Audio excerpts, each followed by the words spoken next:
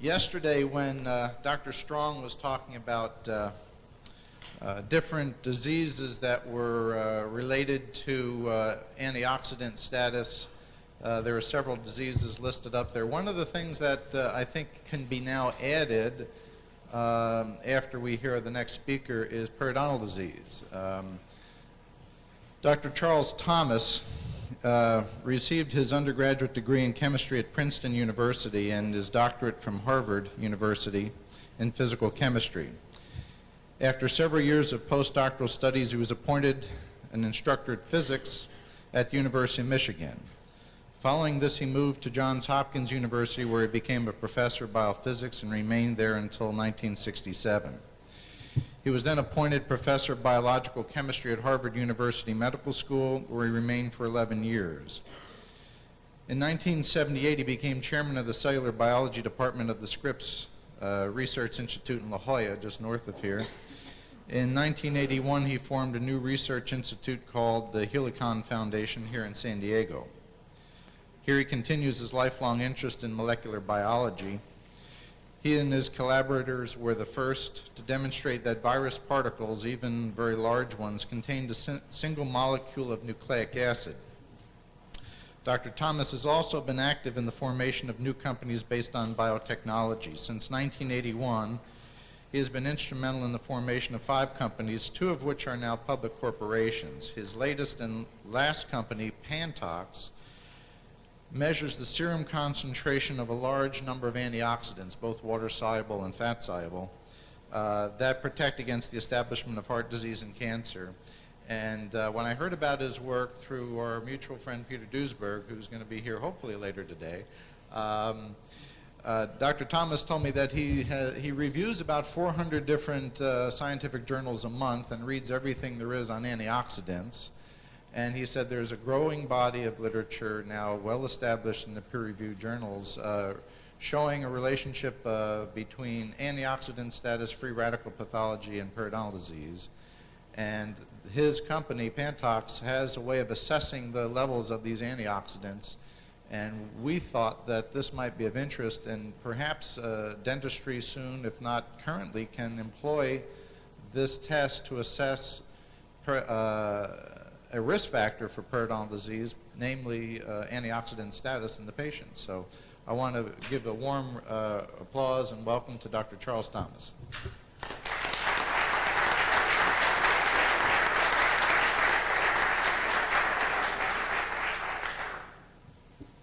Thank you, Dr. Fisher. I hope you can hear me. The mic on. Hello, can you hear me? How about now? How about now? Okay. Well, Dr. Fisher is right. I do spend a lot of time reading. As a matter of fact, I think there are many times fewer readers than there are writers of scientific publications. What I do actually, and I don't read everything, he exaggerated, I do have a computer program which scans about 450 journals with my respective keywords and authors, and I download those every week on Friday afternoon and spend the weekend then reading through things of interest to me. I'm interested in the free radical theory of disease, so I scan this literature with respect to those words. You know, the dynamics of government funding make it necessary for authors to publish the same materials in multiple places, often with very little rewrite.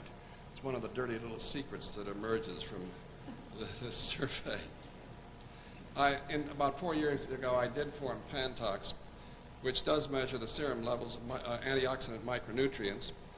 The media seem to be nuts about antioxidants, and it does seem to be a fact that people with relatively high or higher levels of antioxidant vitamins in their blood do actually experience a lower rate of acquisition of degenerative diseases of all sorts: cancer, heart disease, cataracts, macular degeneration, and I'm sure periodontal disease as well.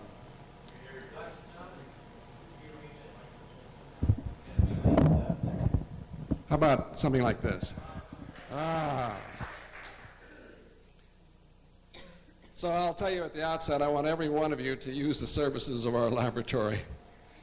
But what are these oxygen radicals and where do they come from and how can we stop them from coming? There seems to be some general agreement on this, that they come from the mitochondria. Now, I want to put the first slide on if I can. Can we turn on that machine?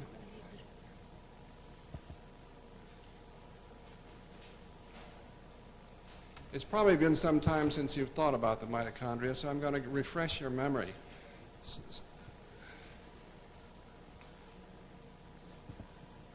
There we go. This happens. That's okay. This happens to be a yeast cell. And do we have a pointer here, Rich? Est-ce que tu l'as, la feuille laser? Le petit crayon? Anyhow, you can see the mitochondria. Thank you so much.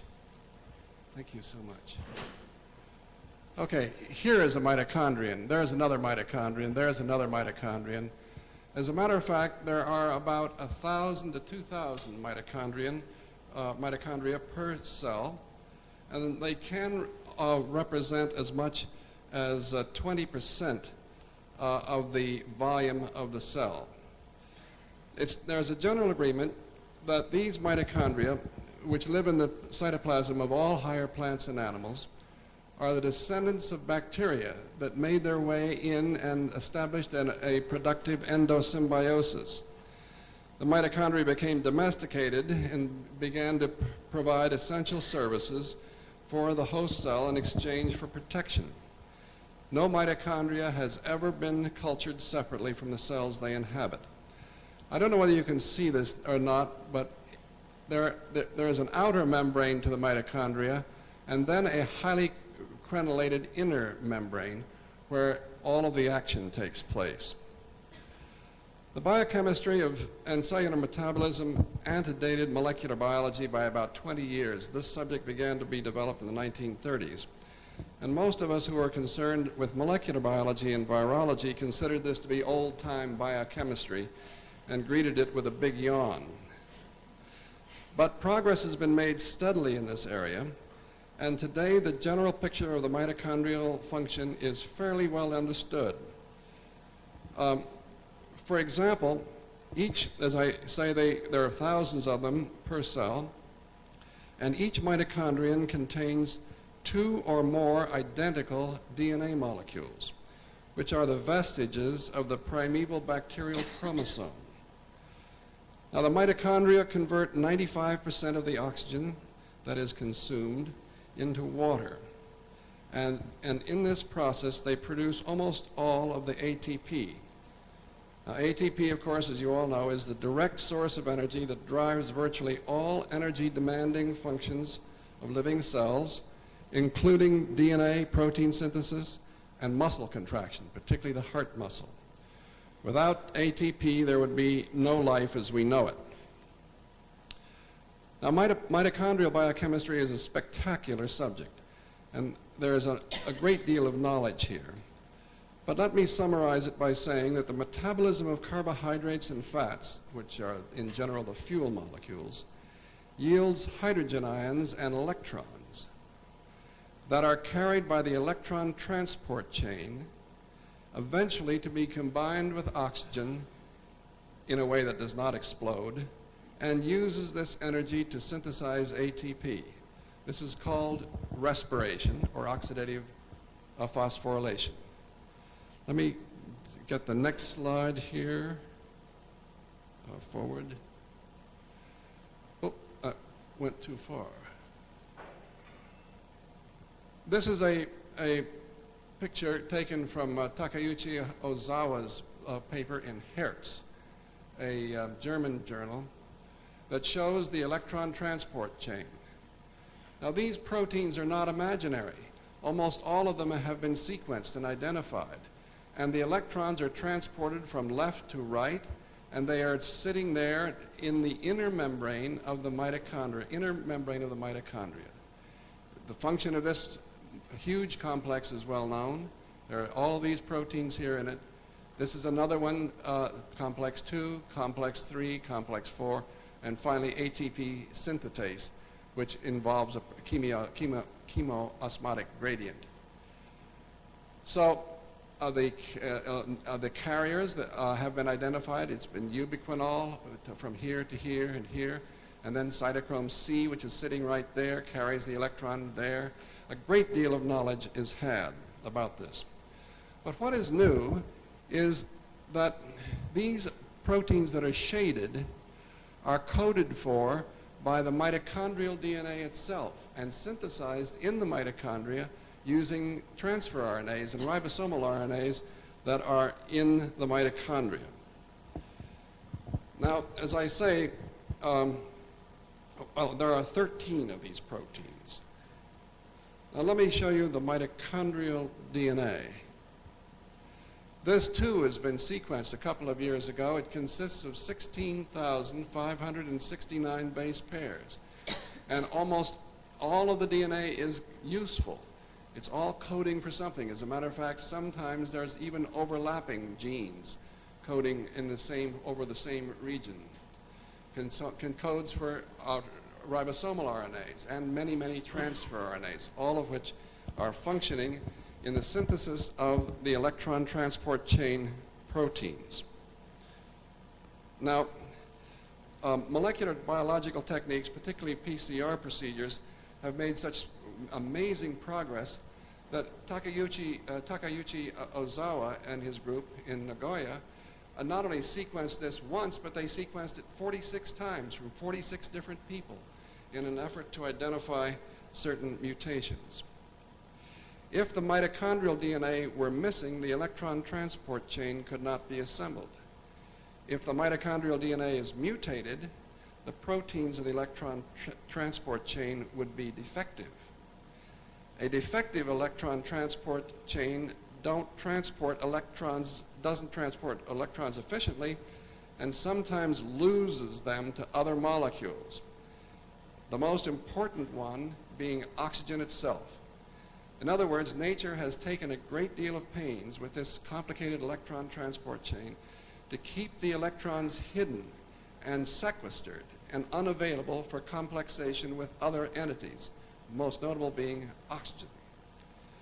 But when oxygen does get a hold of it, it forms the first mother of all radicals, what I call the mother of all radicals. This is superoxide anion. It is merely an oxygen molecule that has received an extra electron.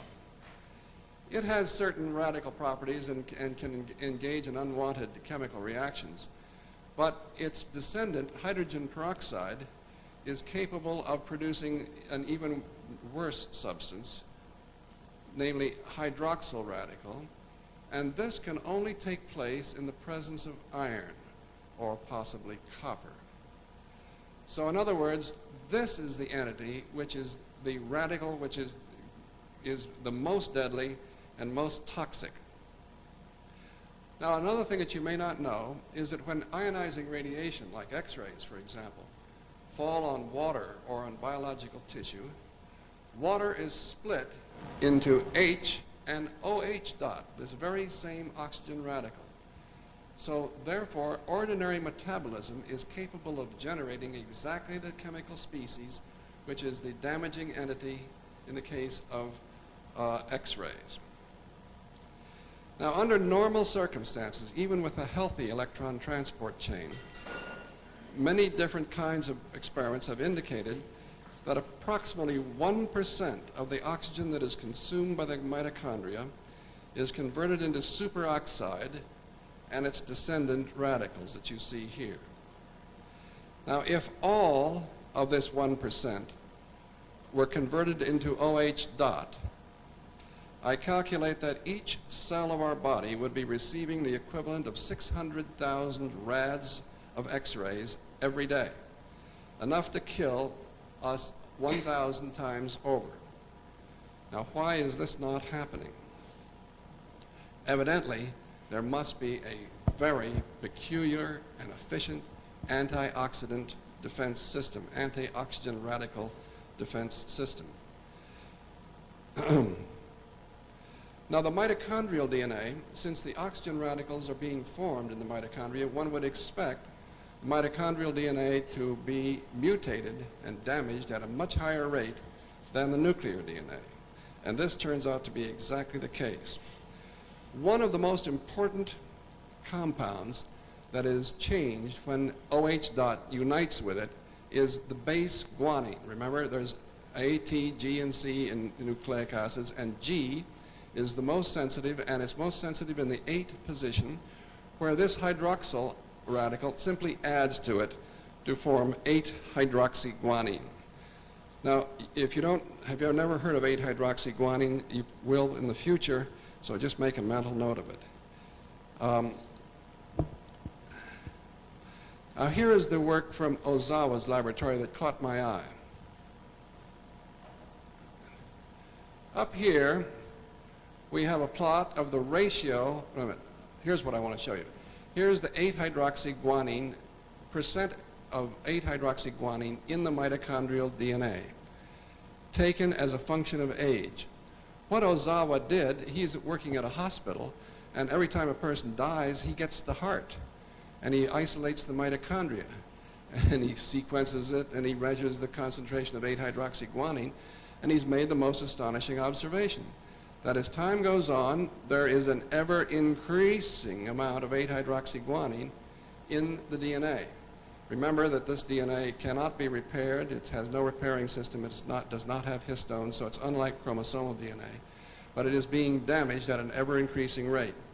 And of course, as it is damaged, why then it produces a defective electron transport chain, which transfers more electrons to oxygen to make more radicals, to make more damage, so it's a self-reinforcing phenomenon, and a vicious cycle which causes this exponential increase. Now, he happened to find one young girl, 17, who died, and a boy, 19, who died. And it turns out that these people had the level of 8-hydroxyguanine in their DNA appropriate for a 78-year-old man. Okay. Now, the most interesting thing here is that he, of course, has sequenced the entire mitochondrial DNA and has identified the mutations involved. That 19-year-old man had a mutation in a transfer RNA gene which obligatorily produced defective electron transport proteins. And so therefore, it is not surprising that he had a much higher level of 8-hydroxyguanine in his DNA because he was oxidizing it at a higher rate. This is an additional observation that he made, that as time went on, the DNA became deleted. In other words, instead of containing 16,569 base pairs, it lost 7,000, or it lost 1,500. Big deletions would appear, and of course, deleted mitochondrial DNA produce defective electron transport chains. By plotting this on an appropriate plot, he can calculate when, at what age would you have 100% conversion to 8-hydroxyguanine. And the answer turns out to be 129. So it looks like biochemists are giving us 129 years and no more, and that we'll never get out of this alive, for which we congratulate them. Now, another interesting thing, and Peter Duesberg wanted me to be sure to mention this, is that Ozawa has found that certain drugs, namely AZT, the drug which is used to treat people who are HIV positive, can cause the conversion of more than 25% of the guanine in the mitochondrial DNA to 8-hydroxyguanine. In other words, AZT has a completely unexpected pharmacological effect here of aging the mitochondrial DNA. No one ever imagined that AZT would have this effect, and I can't imagine why this 1991 paper has not received more attention. Okay.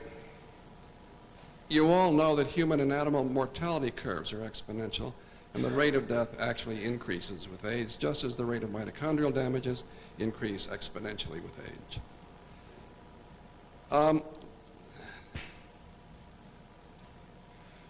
Now, what about the anti-radical defense system that must be functioning if we were to survive even for 5 minutes? Well, the source of the oxygen radicals are compartmentalized. They're tucked away in the mitochondria, just like the furnaces in our houses are tucked away in a special place, or like a fireplace. So they're not damaging the whole of the structure. There's special biochemistry, and I've alluded to that in the electron transport chain. There are special enzymes which detoxify oxygen radicals. Superoxide dismutase for superoxide anion, catalase to break down hydrogen peroxide, glutathione peroxidase. Then there are the small molecule antioxidants, the micronutrients, vitamin E, vitamin A, and so forth. And then, of course, there are elegant repairing systems. Now, the most accessible of these are the small molecules. And among them, of course, is vitamin E. And here, of course, there is a big series of long series of physiological and biochemical arguments that suggest that vitamin E protects the LDL particle and keeps it from getting oxidized, and that this is a major event in the formation of the atherosclerotic lesion. But here is something that caught my eye years ago. This is the famous WHO MONICA study showing the mortality from ischemic heart disease as a function of the mean alpha tocopherol level taken in a large number of different populations in Europe, ranging from Finland and Scotland up here to Israel and Spain down here. And there's a very steep dependence here. The higher the vitamin E in the serum, the lower the heart disease. And you can see these are heavy-duty numbers going from 400, let's say, to 100. That's a fourfold difference. I've calculated here that, trying to show the vitamin E effect in comparison with cholesterol. And I calculate that a change in cholesterol concentration lowers the heart by only a small amount, whereas increasing the vitamin E content by the same percentage has a 5-fold stronger effect. And it's much easier to change your vitamin E level in your blood than it is to change your cholesterol. This is the conventional wisdom slide about the origin of cancer, which involves mutation, cell promotion, and progression, which are thought to be mutation, cell proliferation, and more mutation. Mutations are caused by mutagens, and oxygen radicals that are generated by the mitochondria play a predominant role in the origin of these mutations. Oxygen radical flux is also a cell proliferator. It tends to stimulate the division of cells, and finally the progression. So therefore, oxygen radicals play a role throughout the entire picture, and therefore you'd expect to find people who have higher levels of these things in their blood have a lower rate of cancer acquisition. Here's beta-carotene, for example. The ratio of the first tertile to the second 2 tertiles shows an almost 3-fold relative risk. 3-fold higher for the lower the beta-carotene. Here's vitamin A with a 5.6-fold relative risk. And here's my separation of A from B, C. This turns out to be both vitamin A and beta-carotene seem to have an independent and additive effect. Here's another series of papers from the literature on various cancers. This is squamous cell lung, relative risk of 4 for beta-carotene. This is the lowest quintile to the top quintile. The lowest quintile to the top quintile, 2.2 for all lung. Here we have more lung, breast, and prostate. That's Reichman's paper. So at least there are many studies in the literature that support this the idea that serum levels of these substances are at least are correlated with decreased risks of establishing cancers. Now, I'm nearly at the end of my talk, but I'm going to mention what Pantox does, just for completeness. We have measured about almost 3,000 samples of serum. And here is an example of our measurements on beta-carotene. We don't need to have lines, we just use the points themselves to form the curve. And so this defines the percentile position as a function of micromolar value of beta-carotene. Now we do this for beta-carotene and about 20 other things that are related to the antioxidant defense system, and we plot both the percentile position and the micromolar value. So we got a micromolar value and then determine a percentile and quote both of them and show them in graphs. Here is a guy called Charles Example. Here's coenzyme Q10. He has very low vitamin E. He has a relatively high level of gamma tocopherol. Lycopene is much lower, and beta-carotene is much lower. And the ratio of all of these antioxidants to his cholesterol is very low indeed. So one sees an instant picture of where he is. Here is his profile of lipoproteins, which it looks is more standard. And here is his aqueous antioxidants, vitamin C, uric acid, bilirubin, and so forth. To this, we've added glucose by now, because glucose is a preeminent antioxidant. And here is the story on this guy. This guy has got enormous quantity of stored iron, as indicated by a high level of serum ferritin. And we didn't know this at the time, but this example that we just pulled out at random almost turns out to be an example of a high fer, low beak. In other words, a guy who is under oxidative stress because he has too much iron. And you remember that in one of my earlier slides, I pointed out that iron is an essential catalyst for the production of OH dot. Now, does intervention help postpone degenerative diseases? There's a good correlation of lower rates of disease with higher values of these things. But that doesn't mean that intervention of actually changing levels will cause the individual to enjoy a lower rate. Well, the early results are very, very positive, and I could quote them for you at length, but I'm not. And also, I have to note that many more studies of this kind are going to be available during the next year or so. So we expect to find this confirmed again in the near future.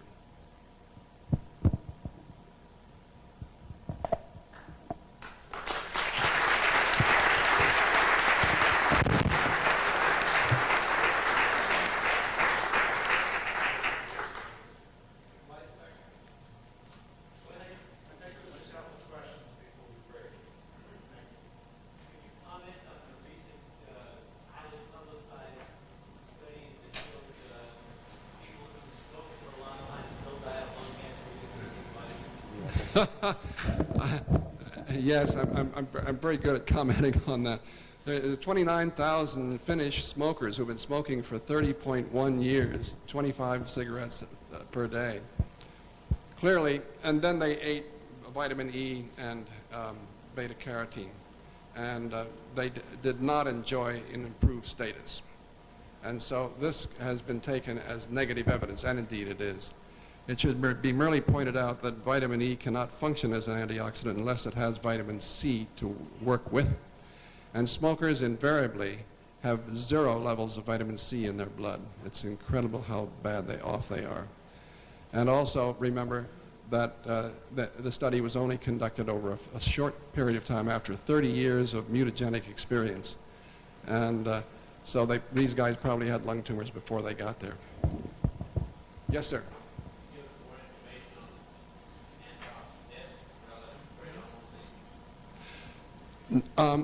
No, I can't. Not in any honest way. But it is the general experience or anecdotal comments that I'm getting all the time. Maybe Rich Fisher can help us out here.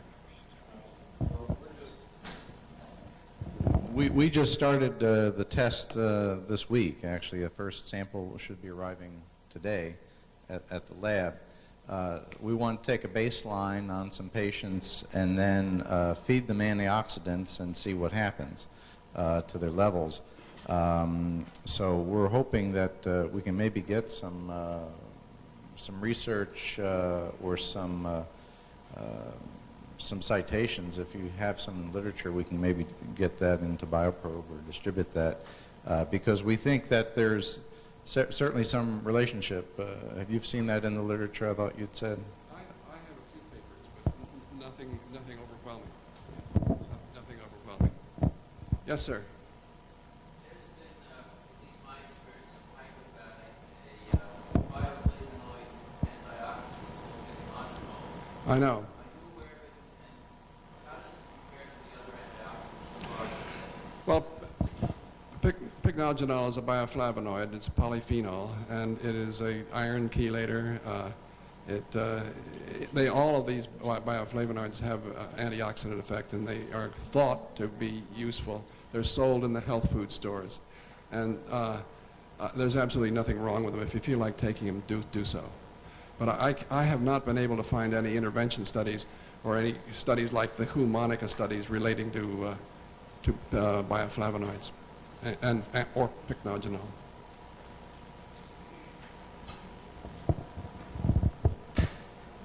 Yeah.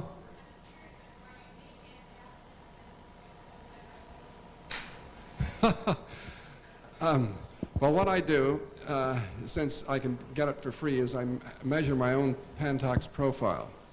And in those areas where I'm deficient, why, I supplement. But one of the things that I noticed about myself is that I had been putting on quite a lot of iron, stored iron. And so I began to make routine blood donations. And these routine blood donations led to a decrease in the total level of body iron that I possessed, and a general increase in antioxidants without additional or changing in my supplementation.